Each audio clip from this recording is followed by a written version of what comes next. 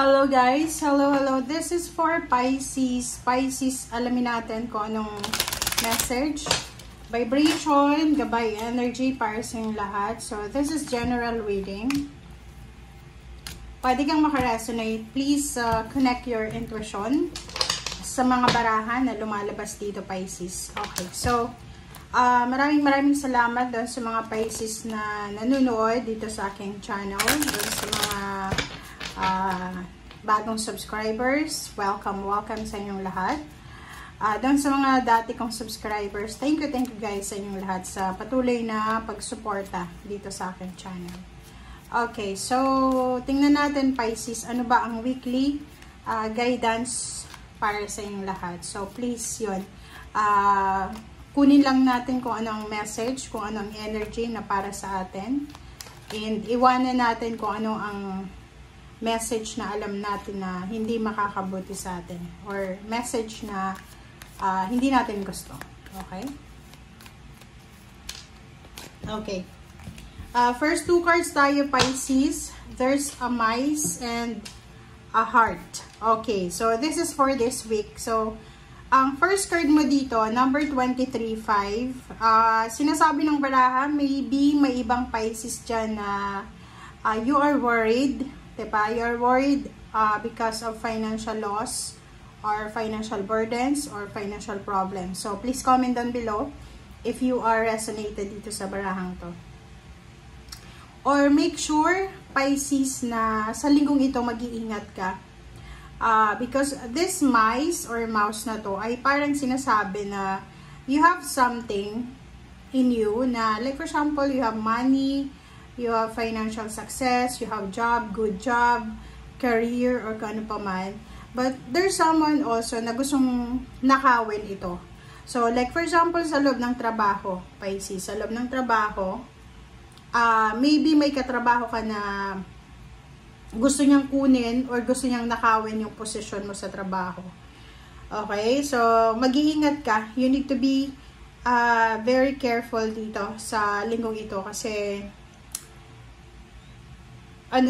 like, may someone dito na parang iniisip niya na hindi mo deserve yung kung ano yung meron ka sa ngayon. So, parang hindi ko alam kung anong ginagawa niya, maybe spiritual or kung ano pa man ang ginagawa niya para manakaw or para makuha kung ano yung meron ka na wala siya. Okay? Next card natin, Pisces, is heart, number 24-6. This is balance. Yun. So, isa sa mga pwedeng rason kung bakit may mga tao na gustong nakawin yung kung ano yung meron ka sa ngayon, is because you have parang na-achieve mo talaga.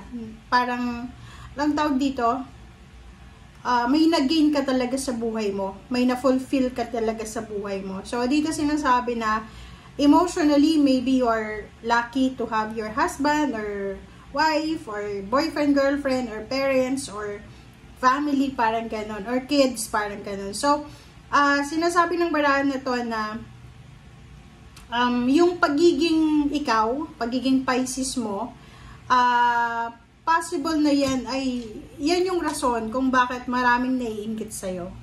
Okay? Kasi nakikita lang nila, Pisces, nakikita lang nila yung success mo.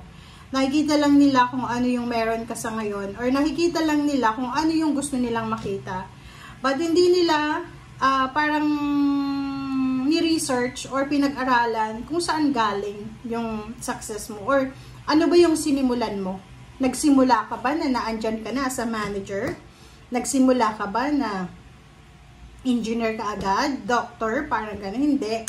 So, nakikita ko sir dito na may mga tao sa paligid mo na hindi mo naman sila makokontrol if maiingat sila sa'yo. But, yun nga, kailangan mong i-limit yung iyong parang communication with all the people around you, lalo sa linggong ito.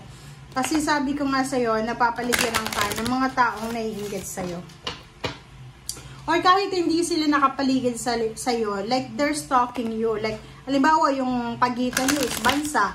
Ikaw nasa ibang bansa, sila nasa Pilipinas, pero yung ini-stock ka nila sa mga social media accounts mo, just to check kung ano ba, naghihirap ka na ba, or yumaman ka na ba, ganyan, ganito. So, you need to be very careful. Kasi, mahirap eh. Mahirap. Minsan yung iba na nangungumusta sa'yo, iwasan mo din minsan. Kasi minsan, nang-chismis lang yan eh. Naghahanap lang yan ng mensahe or ng pwede nilang makuha ng mensahe from you. Okay? Okay, second deck tayo. This is judication. So, judgment. So, decision making. Nakikita ko sir dito, Pisces, na may kailangan kang pagdesisyonan siguro sa linggong ito. Or, like for example, there's an amendments. There's a celebration. Like for example, kung may kaso ka na may kinasuhan ka or ikaw yung kinasuhan, maybe there's a judgment this week na pwedeng magdala sa'yo ng celebration. Kasi this one is celebration eh. Parang pabor sa'yo yung hostisya. Distant horizon. So, this one is also good kasi sinasabi ng bara sa'yo dito na dun sa mga Pisces na nasa Pilipinas kayo and you're looking forward para sa international job or international career, sinasabi ng bara sa'yo na maybe this week may mga pagkakataon ka na makita. Okay, this week parang magkakaroon ka ng idea kung ano yung like for example, bansa na gusto mong puntahan, pagtrabahuhan, or pagbakasyonan. And this is 8 eh. So, 3 plus 6, sorry, 9. This is 9. So, kung halimbawa na nagbabala kang mag-travel, sinasabi ng bara sa'yo na incoming na siya. Parating na siya. Okay, wait lang guys. Wow, nasalid ako dun. Kumuha pa tayo ng cards.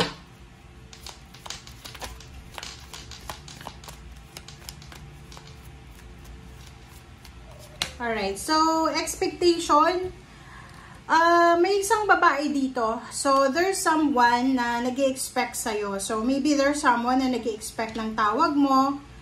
There's someone na nag-i-expect ng maybe call or ano ba, like may umuutang sa'yo, parang gano'n. Nag-aantay siya ng sagot mo. So, paki-comment sa comment section if you resonated dito guys. Kasi, naghihintay siya eh. She's expecting something from you. Or maybe ikaw nasa ibang bansa or nasa Pilipinas, may mga tao na nag-aantay sa'yo. They're looking for you. Parang gano'n. Okay. Wow. Ang dami na ito, guys. Okay. Next card natin is mature man. So, mature man, isang medyo makapangyarihan na tao ang posibleng makakatulong sa'yo. Like, in terms of looking for a job, like, halimbawa, kung yung trabaho mo sa ngayon ay hindi masyadong maganda, yung like, sobrang abusive ng company or ng boss mo or ng employer, sinasabi ng bara sa'yo na isang lalaki or isang babae ang posibleng makakatulong sa'yo para, like, maybe relatives mo siya or maybe ano siya, hindi relatives, friends, common friends, parang ganon, na pwedeng makatulong sa'yo. Okay? Okay, so, dito din sa barahan mo na to, Pisces, sinasabi ng barahan na posibleng ikaw ay nag-i-expect ng message or result or outcome from someone na nasa malayong lugar.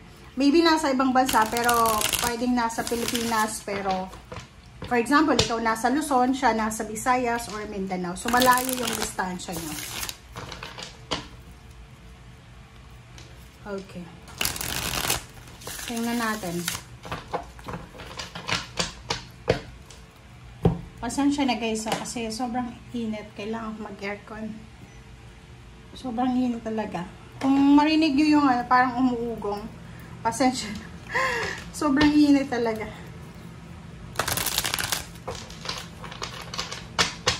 Okay, so this is the clarification cards. Tingnan natin, Pisces, kung ano ba ang message na para sa'yo. I hope na makaresonate talaga yung iba dito. Okay. First card mo dito is 5 of Pentacles. So, same with the mice. Pwedeng yun. Pwedeng maybe there's someone na kailangan ng pera. Okay, there's someone na kailangan ng pera or maybe ikaw yan, kailangan mo ng pera. Please comment down below. Okay, Ace of Pentacles, Two of Wands, Queen of Wands, and Eight of Cups. Okay, so tingnan natin. And we will clarify it kung ano yung message na yan. At ang Five of Pentacles na to, so maybe if you are experiencing financial problems or health issues, sinasabi ng baraha kasi may Eight of Cups dito, Queen of Wands and Two of Wands, huwag ka daw masyadong mag-alala. If ever lang may problema ka sa pera or may mga health issues kayo, kasi may Ace of Pentacles dyan. Yung Ace of Pentacles mo na yan, guys, ay parang sinasabi sa'yo na there's a new beginnings eh. Parang, for example, kung unemployed ka, there's a job offer. Or halimbawa naman kung may negosyo ka tapos yung problema mo is medyo matumal, yung benta, sinasabi ng Ace of Pentacles na there's a way out. There's a new beginnings. There's incoming money. Unexpected money. There's a windfall. There's a new beginnings na pwedeng magbigay sa'yo ng pag-asa about money. Sinasabi ng baraha sa'yo, oh, diba? Sabi ko sa'yo dito, maybe doon sa mga Pisces na naghahanap ng trabaho papuntang ibang bansa, bibigyan ka ng pagkakataon ng universe na makapili. Kasi maraming choices to eh. Eight of Cups, sinasabi ng baraha sa'yo na hahanapin mo kung saan ka swerte, hahanapin mo kung saan ka aasenso. Parang ganun. So, halimbawa, nasa Pilipinas ka, tapos medyo pakiramdam mo hindi ka na umaasenso sa Pilipinas, nakikita ko sure dito yung pag-overseas, diba? Yung parang talagang wala ka ng choice, ginawa mo na yung best sa Pilipinas, pero wala pa rin asenso. So, ang gagawin mo dito is, maghahanap ka ng abroad, trabaho sa abroad, and then yun, kasi gusto mo ng gusto mo ng freedom financially eh. Okay, so let's clarify.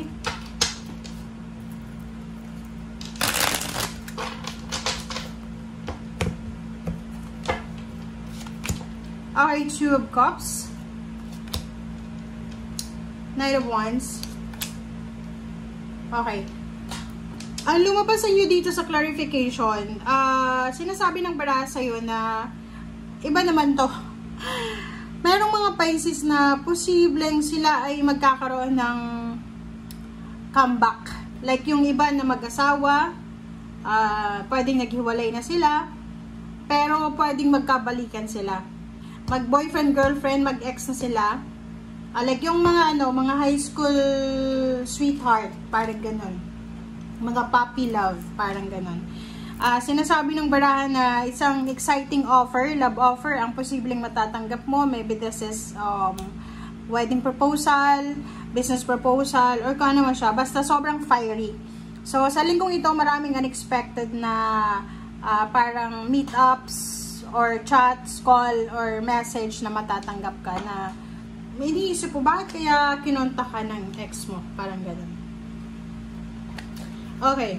Nine of Cups and Ace of Swords. So, dito naman sa barahang to, sinasabi ng baraha sa'yo na, yun, love life, friendship, collaboration, and family. So, nakikita ko sa'yo dito, mayroon, parang ma-amaze ka, mabibigla ka sa linggong ito. Because, yung mga tao na hindi mo naman inaasahan na tatawag sa'yo, pwedeng makatanggap ka ng tawag galing sa kanila. Message, may mga unexpected messages ka na matatanggap na tataas yung kilay mo eh. Kasi, decades na yung pagitan and then hindi naging maganda yung paghiwalay nyo. And then ngayon, makakatanggap ka ng message na kinukumusta ka, which is parang sinasabi na yung taong ito pwedeng gumawa sa'yo ng hindi maganda na parang akala niya okay lang after few years kahit nasaktan ka na hindi man lang siya mag-ask ng forgiveness, parang ganon. Okay? So, tingnan pa natin, Pisces. Okay, Page of Wands. Nakikita ko rin sa'yo dito, Pisces, na looking forward ka para sa future. Kumbaga, Nakita ko na to simula April.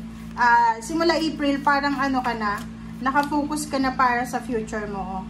Nakikita ko sa'yo dito na sobra-sobra kang excited, sobra kang masaya para sa nalalapit na future 2026 or maybe December 2025. Basta sa future movement na to eh. So, you're excited, you are happy, na hindi ka mapakali, parang ganon. Alright, 7 of Wands and 9 of Wands. So, sinasabi ng bara sa'yo dito na nakikita ko sa'yo dito na you are super hardworking. Hardworking na Pisces ang nakikita natin.